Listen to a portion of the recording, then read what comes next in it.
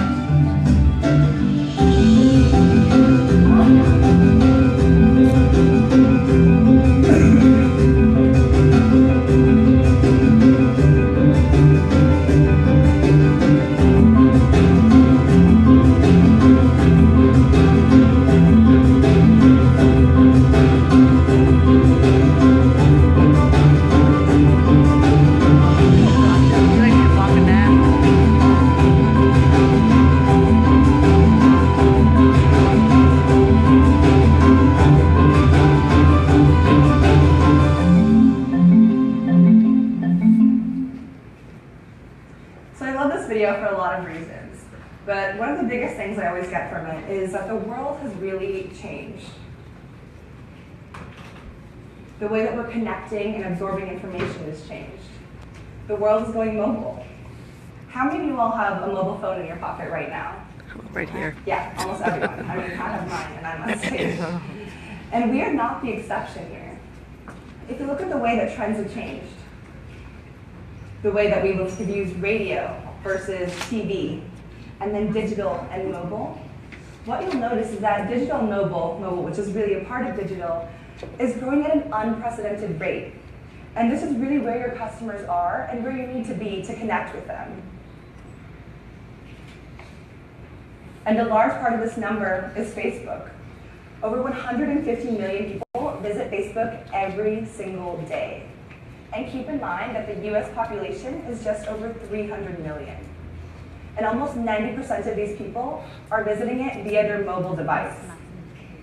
And this isn't something that's happening every once in a while, because 77% of monthly visitors come back every single day. And you all may not know this, but Instagram is actually part of the Facebook family. And this is another large part of that mobile trend. In fact, 93 million people visit Instagram every month. And a huge part of the time that people are spending on their mobile devices is on Facebook and Instagram. 1 out of every 5 minutes spent on a mobile device are spent on Facebook and Instagram. And if you look at the next 10 applications and the time spent on them combined, this is still more than that.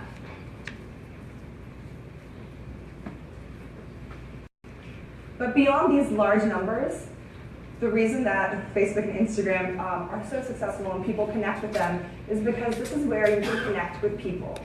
We are connecting with our real friends and our families on Facebook and Instagram. And now, businesses. 80% of people on Facebook are connected to at least one small business. This means that people out there are really trying to connect with you all. And it's easy for you to connect with them as well. In fact, over 50 million small businesses are already using Facebook pages to connect with their customers. And it's a great way to jump on that mobile trend. So you all may know that it's quite costly to be accessible on many different devices. But 29% of the time spent absorbing media is on a mobile device. So it's very important to be accessible on a mobile device. By creating one Facebook presence or one Instagram account, you are immediately accessible on all of these different devices, anywhere and anytime. And the bottom line is that it works.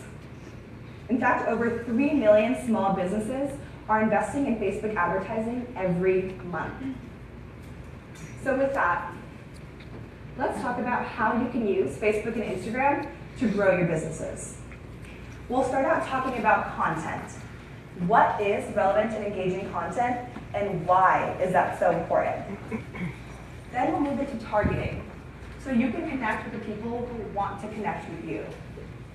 And then we'll bring both of these things together into creating an ad. First, let's dive in with content. So you all submitted a lot of questions when we were registering for this event. And the question that I often see is, what is the difference between a personal profile and a business page? The biggest thing I want you all to understand is that a personal profile is for people, and a business page is for businesses. So the way that you connect with a personal profile is the way that you connect with a person. You can add a friend, follow someone, message them. And when you connect with a business, you can then shop now, like a business, or message them. There's a few things I want to call out here, which is really how similar the business page looks to a personal profile. And that's because the way that you should be connecting with your audience should be human and authentic, the same way that you connect with people from your personal profile. And also, this is a really easy way for other people to know how to connect with you as well. If you don't have a page created, it's very simple to create one. You can go to facebook.com/pages, and there's a very simple guided flow with a few steps to help you get started.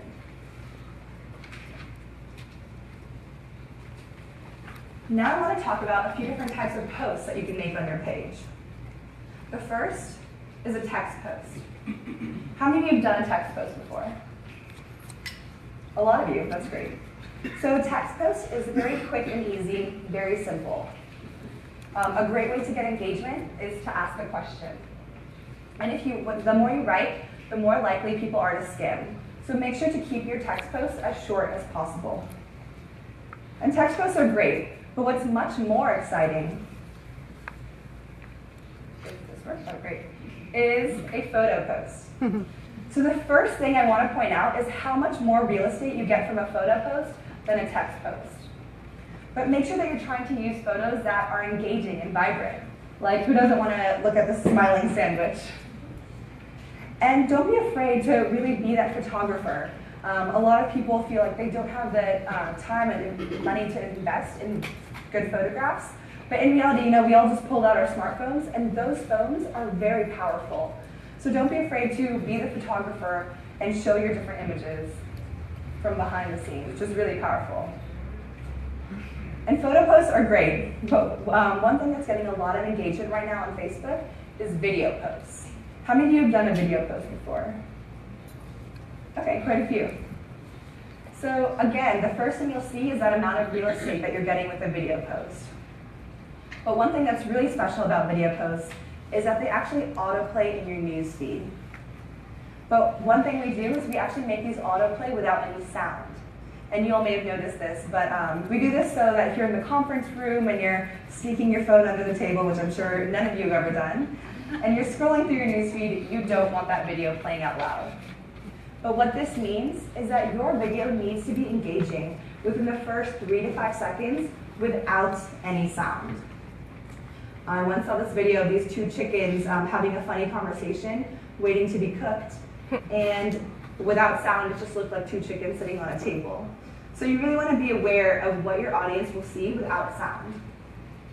And another thing I really want to point out here is if you post a link to maybe a YouTube video or something like that, you will not receive this autoplay feature, and you also will not receive that real estate. So there's a lot more engagement when you directly upload to Facebook, because it works a little bit better with the interface of the newsfeed. And we know that this is working because over 100 million hours of video are watched every single day. Another great way that you can connect with your customers is using Messenger. Over 900 million people use Messenger every month. And right now, 6 out of the top 10 apps are messaging apps. This shows that the way that people are connecting with their friends and family is changing. And now, businesses. Oops. Sorry about that. People are no longer picking up the phone to call businesses and find out what's going on. So what Facebook offers is a messaging opportunity where people can quickly go to your page and send you a message. One thing I want to point out here is a responsiveness badge. This lets your customers know and set an expectation with how quickly you are going to respond. And this is a great place to move certain more sensitive topics offline. You can talk about customer invoices and more personal matters.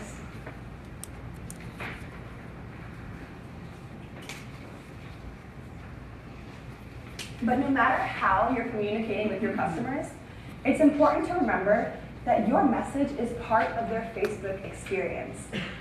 So let's take a look at this news feed. You see Janelle's news feed, and she has her brother backpacking around Italy and her best friend kissing a dog. And your message is going right in the middle of this. So this is a very intimate space that you have here. So it's really important that you're making use of that space and making your customer react or laugh or learn or feel something, because this is what they're used to within their newsfeed. And we know that this is working because people check their newsfeed on average 14 times a day. And the more relevant and engaging you are, meaning the more likes, comments, and shares that you get, the more reach you have on Facebook. So what this means is that we have so many different stories that people are sharing every day. But there's only so much content that one person can absorb. So the more engagement that you receive, the more reach Facebook will give you. So now that we understand why it's important to be relevant and engaging, let's talk about how to be relevant and engaging. There are 3 steps. The first step is knowing your business goal. And I will keep saying this throughout this presentation, but this is very, very important to understand what is relevant to your business right now. So for example, let's say that you are a boutique, a fashion boutique. There's many different business goals you can have, and I've listed a few options here. Maybe you need to drive foot traffic, or generate leads, develop your brand awareness. But the way that you will do each of these different goals changes significantly. We can look at these example posts, where let's say you're driving foot traffic. You might say, hey, we have a great sale, and here's a picture of some purses that you are likely to find when you walk into our store. Versus developing brand awareness, where you'll say, hey, this is what our store is about. These are the customers that we serve, and here a picture of the owners. So as you can see, your content will heavily reflect your business goal. Once you know your business goal, it's important to understand your audience. because this will also heavily reflect your content. Let's say that you're trying to drive foot traffic and we're a restaurant, but we might have two different audiences, younger audience and older folks. With our younger audience, maybe we'll say, hey, we have great happy hour specials, and here's a picture of our favorite cocktail available. And maybe for the older folks, we'll say, hey, we're open really early, and here's a picture of some great food. There you go. So once you know your business goal and you understand your audience, then comes the fun part, picking a topic. And again, I've listed a few examples here, but I highly encourage you all to think outside the box. And this is a great way to show your colors as a small and medium business. I'll give you guys a few examples of some of my favorite topics. One thing you could do is showcase an employee story. And this can be really powerful. There's this butchery in Minnesota called the Herbivorous Butcher, so they're only a vegan butchery. And they have kind of eccentric owners, their siblings, called Aubrey and Kale. And one time Kale was in the kitchen and he was cutting up some vegetables and he accidentally sliced his finger. And Aubrey took a picture and posted it on Facebook and said, hey, we're cutting more than vegetables in this kitchen. That Saturday at the farmer's market, Kale said 1 in 4 people asked him how his hand was doing, which really shows the power of how people can connect with those employees behind the scenes. Another great example is really being able to showcase your customers, this idea of regulars know best. There's a company called Tactical Dad in California, and they make fashionable diaper bags for men. And what they do is every time they're coming out with a new product, they post a photo of the product on their Facebook and ask their customers, hey, what should we name this one? And their customers all put in a lot of different options and they select one.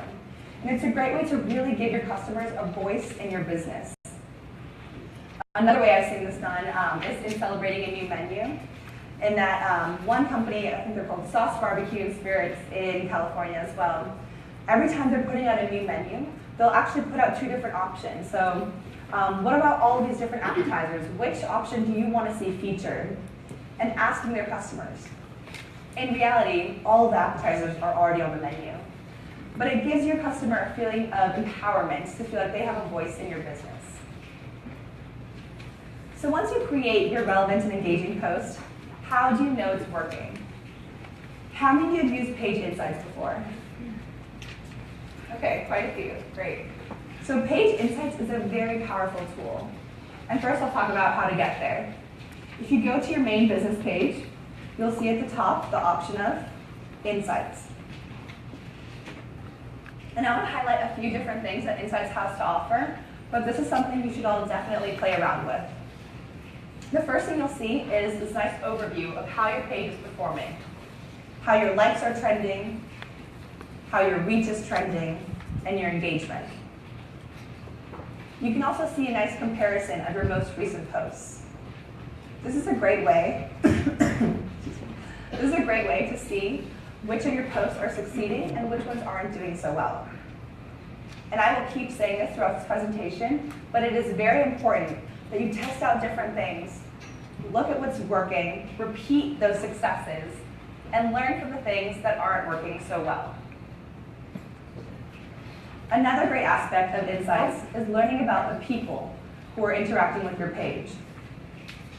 You can see different demographics. Oh, and here's something very exciting. How many of you are brick and mortar? Okay, quite a few. Local Insights is very powerful. This is a great way to have an understanding of the foot traffic around your business, where you can look at the times in which it peaks, as well as the demographics of the foot traffic. And again, we know that you all are doing a lot, so I highly, highly recommend that you all manage on the go. You can download the Pages app from the App Store. And there's a lot of different features on this app where you can actually look at different insights on your page. And one of my favorite features is the ability to schedule a post.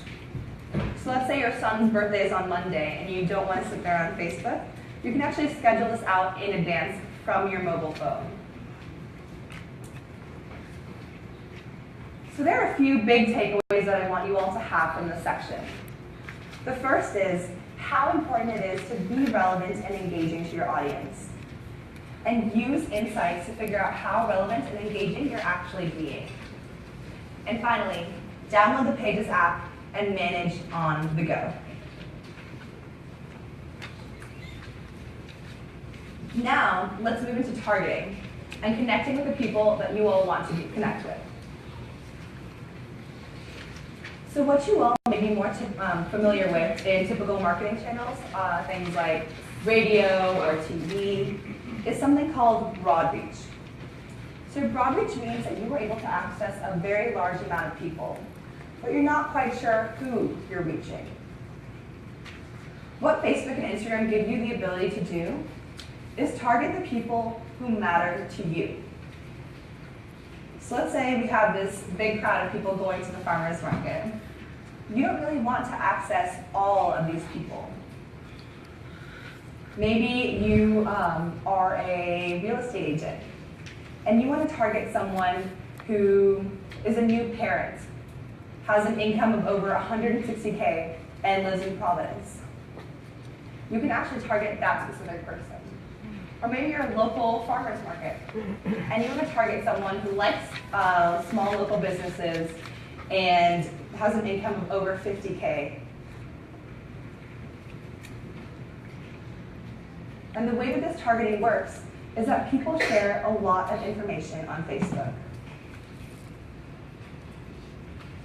For example, from my Facebook, you would know that I live in San Francisco.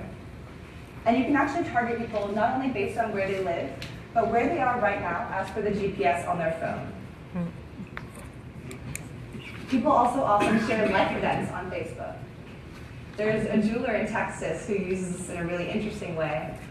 He targets men in relationships with pictures of engagement rings.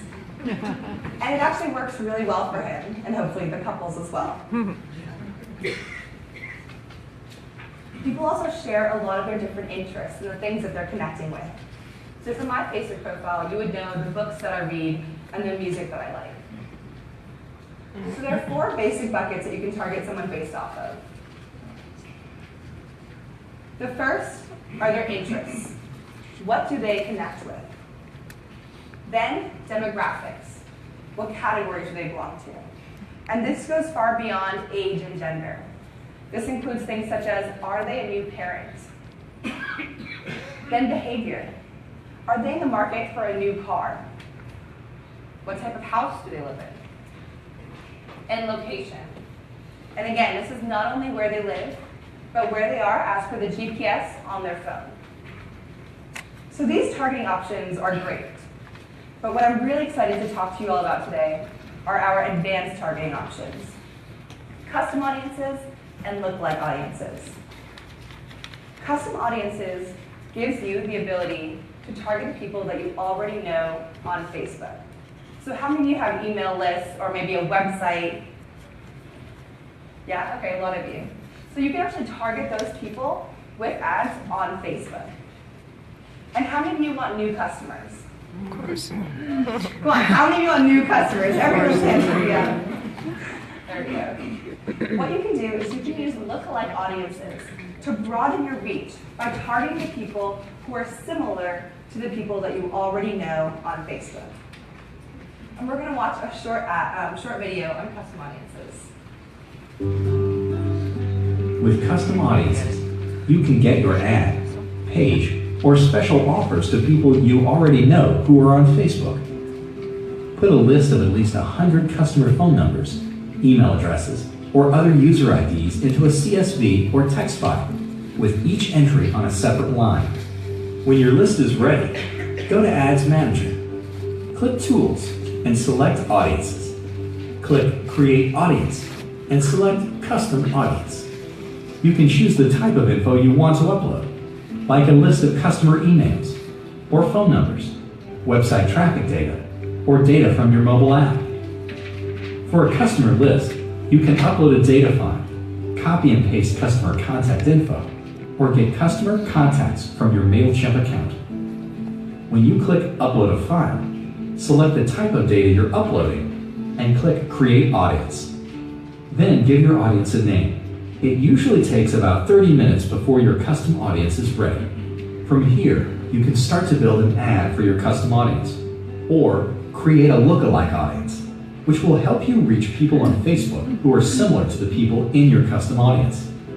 And the next time you create an ad, click the audience field to see and select your custom audience. When you run your ad, it'll be targeted towards your custom audience. And customers' contact info is always used in a secure, anonymous, privacy-safe way. To learn more about custom audiences and how they can help you, visit the Help Center.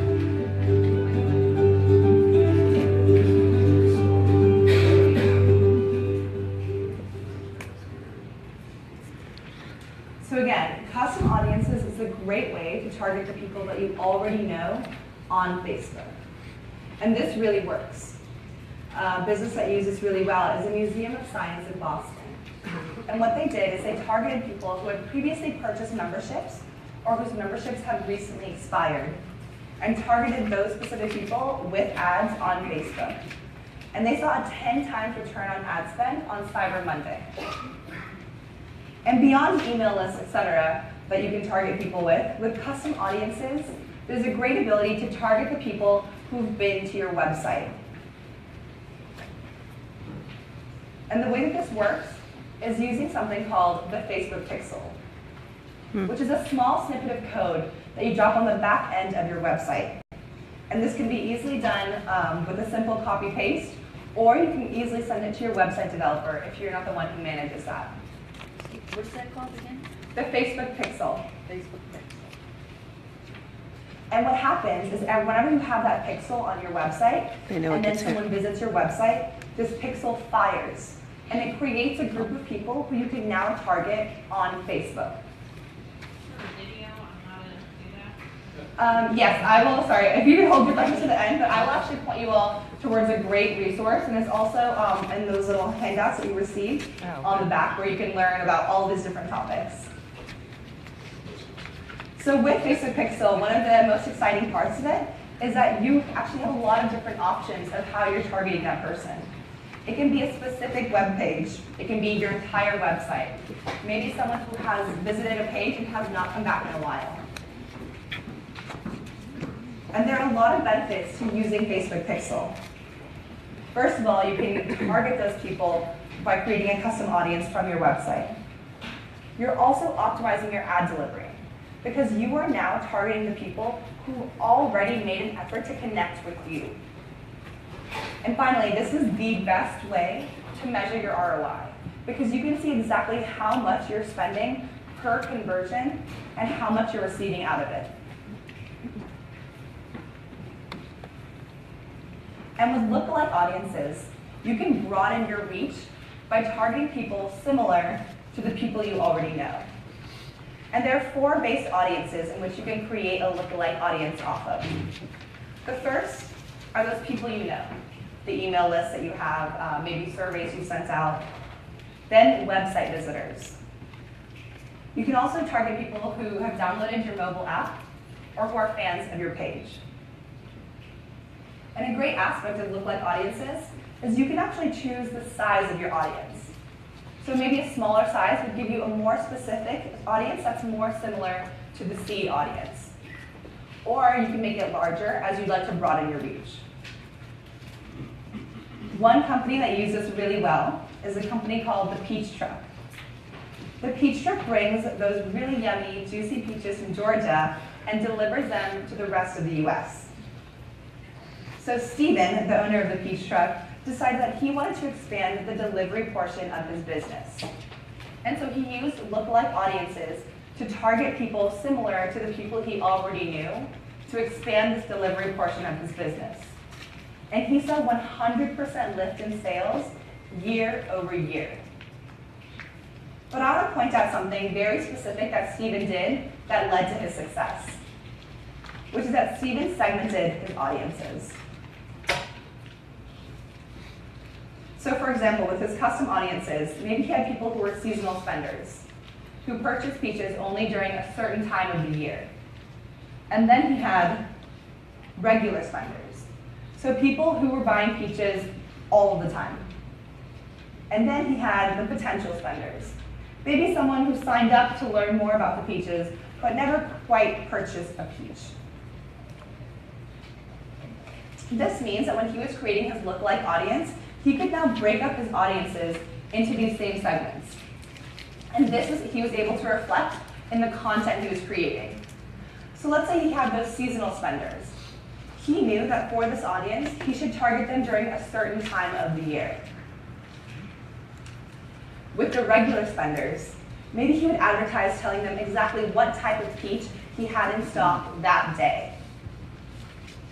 And with the potential spenders, he needed to let them know how yummy and juicy his peaches truly were. So depending on your segmentation, you can then connect with people in a way that they would like to be connected with. So there are 3 big takeaways from this section that I want you all to have. The first is how important it is to define your target audience, so you can connect with the people who are likely to connect with you.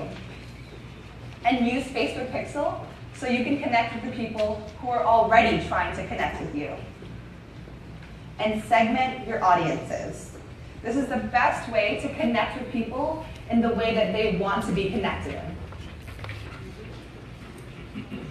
Now, let's move into creating an app.